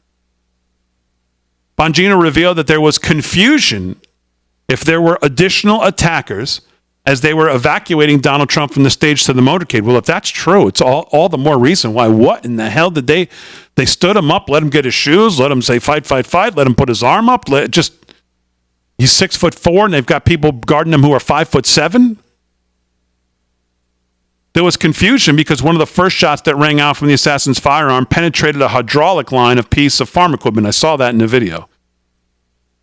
You see gases coming out, liquids, hydraulics, obviously. Some of the hydraulic fluid was spewed on the motorcade, which was positioned, certain vehicles right there, kind of created a bit of a chaotic situation above and beyond the tragic chaos. In addition, what I'm hearing from a source this morning is there was an explosion. It was a minor one. They don't know what it was. Was it a firework? Was it part of what the assassin had planned? There was something detonated, Bongino said, but there was some minor explosion. They're not sure if it wasn't an additional attack in the motorcade area. And I guess we're still supposed to believe this kid did all of this by himself. That explains some of the delay maybe in getting them off the stage, getting them back to the car. Well, I don't know that the audio lends itself to believe that, because you can hear on the audio them saying, "What are we doing? What are we doing?" Then you hear all clear, shooter down, which I don't know how they knew at that second that was the only shooter. I just don't know. This explains some of the chaos leaving. They weren't sure if there was an additional attack coming, he said. That's from people who know. So that from Dan Bongino. And we'll see what this week brings. But it just, I keep going where I said before. The whole thing just stinks. Mm-hmm. You know? All right, let's do some more news with Kevin Downey Jr., host of the Kevin Downey Jr. Show, weekdays, Monday through Friday. Yeah, what was it? What are you on, 10 to 12? 10 to 11. You can go to LI, that's for Long Island, linewsradio.com. Excuse me, 10 to 11 Eastern Standard Time, Monday through Friday. We clown slap the commies. And what's your social media people can follow you on? You know what? I'm on, I write with Matt. Our goal is over at PJ Media. But any social you go to, it's just Kevin Downey Jr., except for Instagram, actual KDJ, because someone stole mine before I had one, so I had to do that sort of thing, the actual KDJ. But the rest of them just, actually, Twitter is at KDJ Radio Show. And I'll be on all those. And thank you for finding me. This, I think, is one of the premier stories of the era. There's this cheesy mostly left-wing donation site called Act Blue. Yeah. And they magically handed Kamala, I forget what we're up to, supposedly $230 million in record time. None of that happened. Now, what's going on is James O'Keefe, formerly of Project Veritas, now working for OMG, O'Keefe Media Group, he has found that some group or something is putting donations through Act Blue through straw people, as it were. So, I'll read you this one. What's going on is apparently a 79-year-old man, according to FEC filings, he lives in a $2,000 a month apartment. He made 20,619 separate donations since 2019, totaling more than $800,000. Did he do that? No, of course not. He did not do that. Someone did it in his name because there's a loophole. They found a way to do it, and he's got hundreds of these people, and thousands of these fake donations, almost all of them to people on the blue. A few people on the right, I would call that person a rhino if I had to call him something. But now, finally, someone is looking into it. He's been on this for months. And finally, the Virginia Attorney General, this cat's name is Jason Mayeras, I believe. And he went to Charlie Kirk and he said, I'm on this. I'm going to take care of it. And he told James O'Keefe as well. So finally, someone is looking into this. This is where Kamala's money came from. There wasn't a rush of people giving money to Kamala. No one did. They believe most of this came from one billionaire from Sweden. But something tells me, sniff, sniff, I'm smelling some Ukraine cash here too. I think some of that might be coming back this way. And I think you can't, I don't know. I mean, I'm going to follow the evidence and see where it goes. But this is huge. If they can break this case, if they can break this caper open, this is going to do a lot to drain some of the swamp wigglers, get them out into the sunlight where we can dry them out and stomp them down. But keep an eye on this. This doesn't get the attention it deserves. Well, I mean, it certainly seems like some kind of money laundering deal to me. I mean, I don't know. I mean, by the way, O'Keefe was on this a long time ago. Yes. This has come back now and focused on it, and this Attorney General, finally somebody is going to step up and look at it. But we played that O'Keefe video. He went to the old lady's door probably 6 months, I don't know, 4, 5, 6 months ago. Yeah. Yep, he's been on it. And you know these people have no idea that they're making these donations. Exactly. And they don't know who's doing it. But folks, this is, listen, when winning at all costs truly means winning at all costs, this is what we're up against. Yeah. So while we're bygones be bygones, and let's put nice bipartisanship, and let's get on these committees, and let me talk to Hakeem Jeffries, and we're playing with people who wear brass knuckles, and not only wear brass knuckles to fight you, but will go to depths to do things. We have never seen tyranny in our face as much as we are seeing it currently right now. And that comes to everything. From the top down, from Biden on down to the whole organization. They have fascistic goals in mind, and they will do anything they have to achieve them. Cheat, steal, they'll sacrifice money launder, lives. Whatever it is. If the end result is ultimate power, they are as ruthless comes, and it's all worth it. Anything else, Kev? Yeah, got a few things here. You're saying that they'll sacrifice everything. That goes back to Seattle. They've got these knuckleheads with guns, but they're just going to let them go. In Chicago too. Oh yeah, people in will the front die. door, out the back, right? People will die, but as long as they get their way, at the end of the day, to them, it is absolutely, positively worth it. Yeah, this is I'll just tell you, it's never there's happier ending. But a Venezuelan illegal immigrant came in into the country, and he shot some Texas officers. I don't know if you guys heard about this. And one woman was injured. They ventilated this young man. He's been perforated. He's dead. Jorge Chacon Gutierrez, I'm going to say, is how you say it. He crossed illegally into Eagle Pass in Texas, 2023. He's been arrested several times. But, you can't throw anyone out of the country because that would be racist, apparently. And so I'm 58. And I'm here legally. I've never committed a crime. This guy's been here since November. He's committed several crimes. He somehow found a gun. And now let me remind you, some wacko judge decided that an illegal immigrant in Chicago could carry a concealed pistol, even though you have to get a permit for that. But so the bad news is an officer was injured in Texas. The good news is that the guy has been ventilated and he is gone. He's still in the country, but he's dead. So we've got that going for us. And he's responding to a defense. Did you say perforated before? Yes, he's been perforated. Okay, perfect. He's been perforated, and he's done. So I hate to see a cop get shot. And I don't want to see anyone die, but when you aim a gun at a cop, I no longer... that little Christian aspect of me goes away. I go, nah, you deserve what's coming at your face at 1,200 feet per second. And it's going to leave a hole. It's going to be roughly a 9mm hole, maybe a 40 caliber probably. And there you go. So bad guy down, that's good, and the officer will survive. So we've got that going. But remember, folks, remember who let this animal in. Remember who let in the people who are raping and murdering women and young girls all around the nation. That would be your Democrats doing that. That's your blue-haired niece-view-in-law, whatever he calls himself. The trans kid that he's not sure where he is, a non-binary kid. That one, he's voting for this, and your crazy aunt's voting for this. So tell him to stop voting for this. Yeah, exactly right.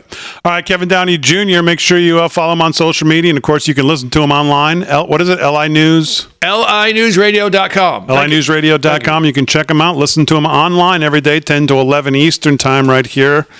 Live from Long Island, New York. Of course, the great LI News and John Crocchiolo and all the guys we love over there at LI News. They do a great job. So...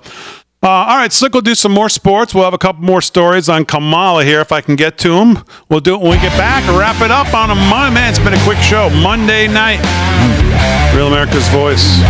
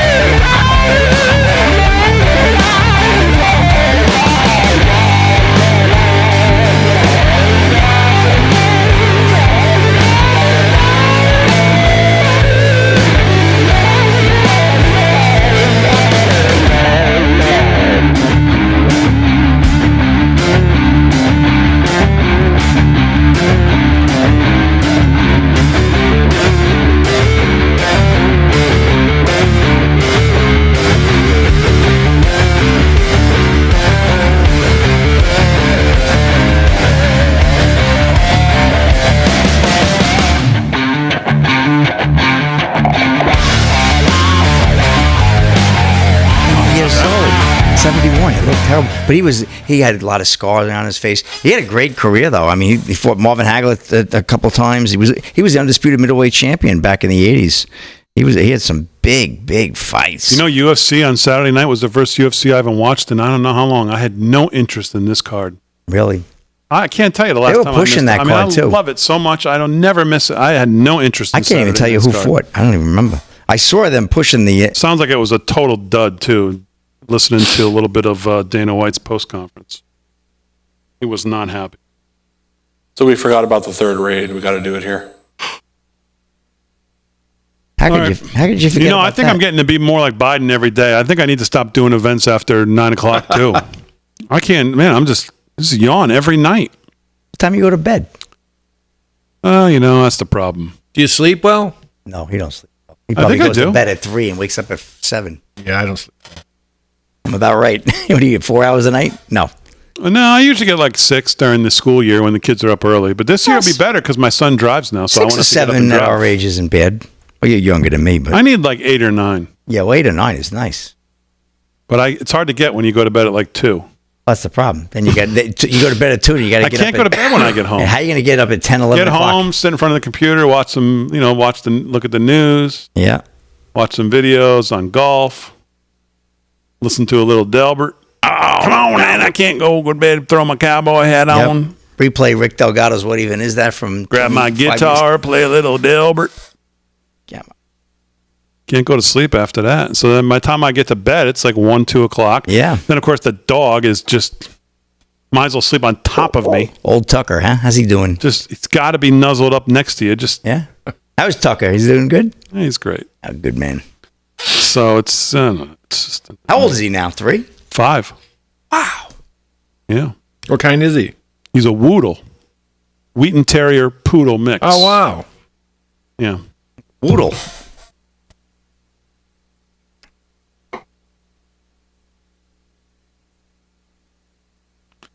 Hey, Big D, we want you to expand your show at least 3 hours. Well, I'll have to do the third hour on a cot. I mean, I'm sitting here talking. I can barely stay awake for these 2. 3 hours. That's it. I mean, can we get a MyPillow mattress topper for the glass here on top? Maybe I can. That's not going to help you stay awake. That's not. That's going to help me go to sleep, right? Breaking snooze. I hear those things are so damn comfortable. We got breaking snooze right now. I got to lay on the glass. Maybe that would keep me awake.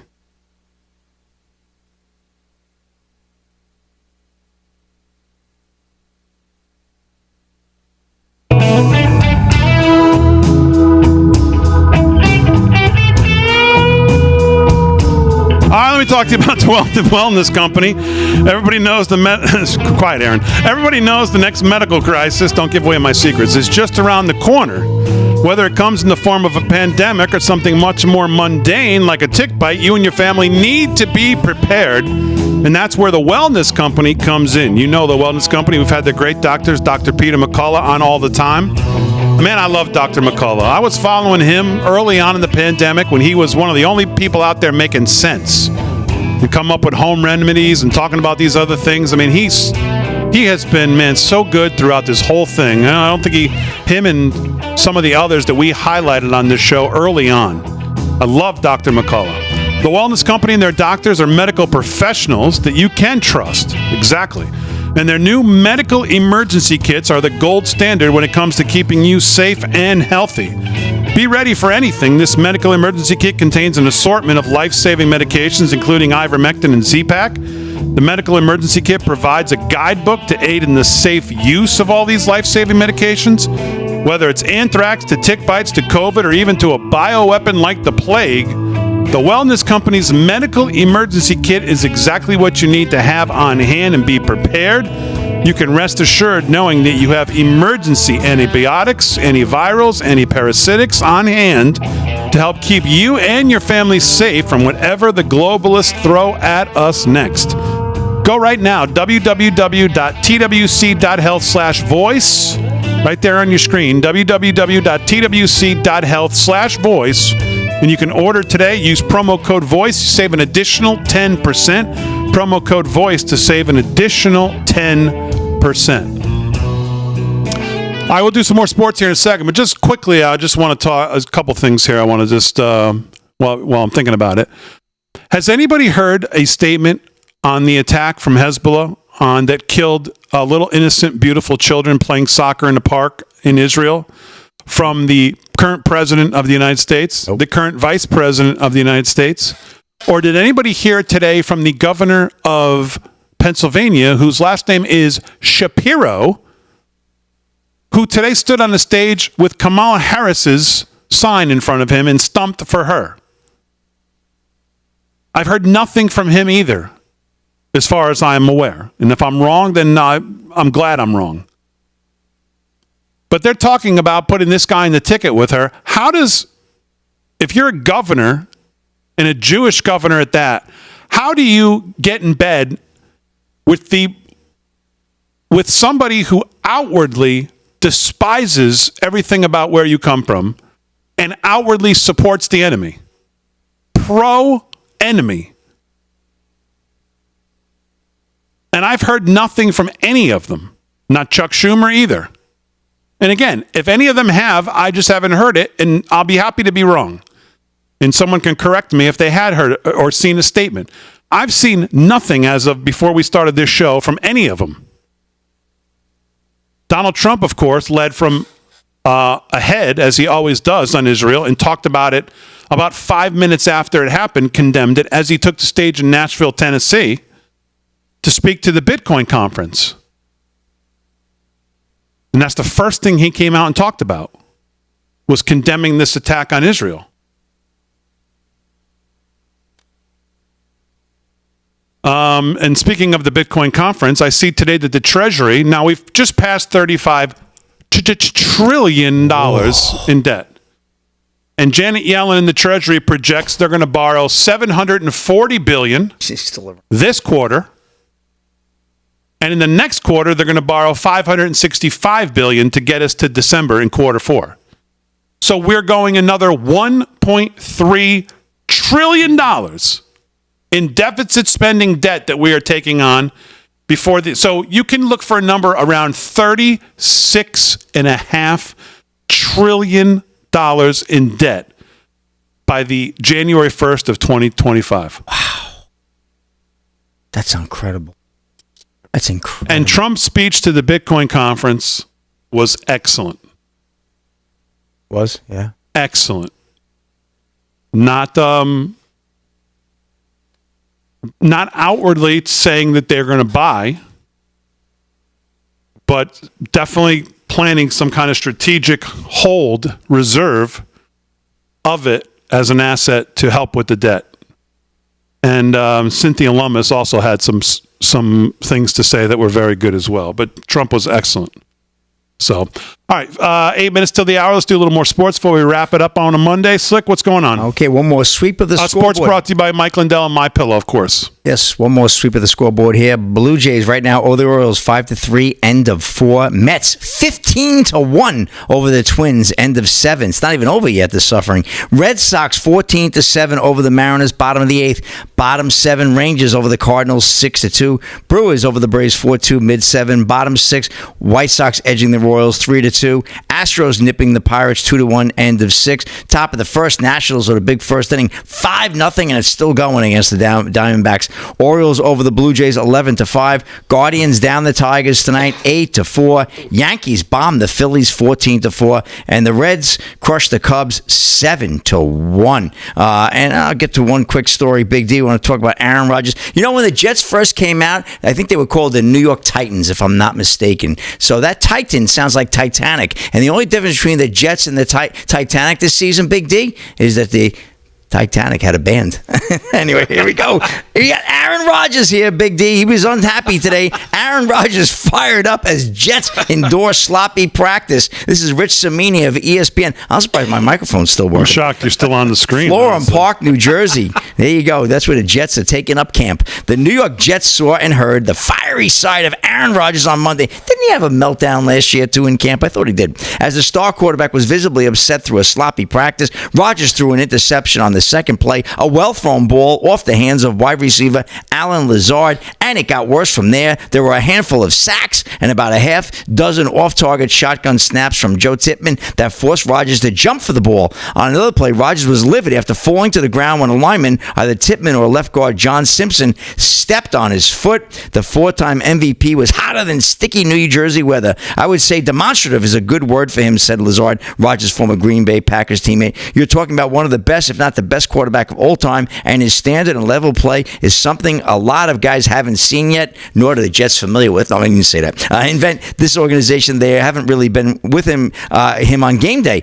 because of him being on the sideline on Sunday is much different. So we're not to detail what had happened, but Aaron Rodgers not happy with the Jets, but that's good. He's getting to the end there, Big D, of his career. He had that very unfortunate injury last year, which I felt terrible about that. So let's hope for better luck for the Jets this season. They certainly have earned the old saying, the sun's got to shine on a dog's what at some point. So I think for the Jets, maybe we'll get that kind of love. But we'll see, Aaron. We're going to hope for you because we love Aaron. But the You're Jets, lucky your camera's still on. I was going to say, I just can't believe you're on screen this whole time. So I know. I don't listen, my Cowboys. Odds makers is getting closer. It's going to be steamy this year. Yes, I have zero expectations for my Cowboys this year. I'm just going to go with the flow, too. Big D.